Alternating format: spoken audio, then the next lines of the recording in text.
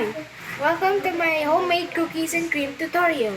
You will need to make this ice cream is 6 bars of Oreo cookies,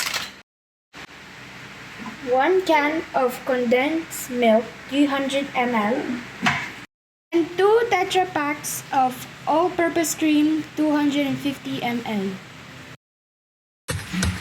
First, you need to crush the cookies until they turn into crumbs. Then, pour the all-purpose cream in a bowl.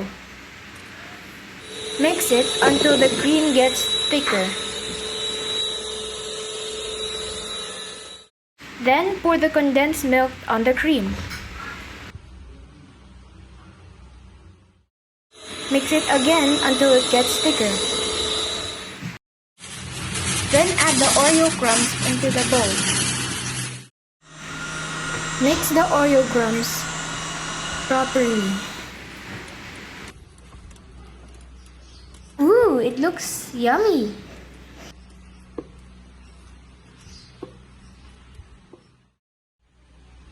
You can add chocolate chips if you have.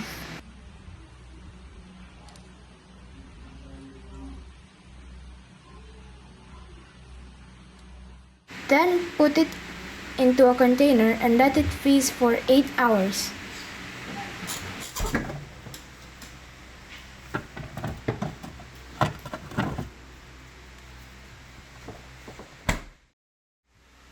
Enjoy your ice cream!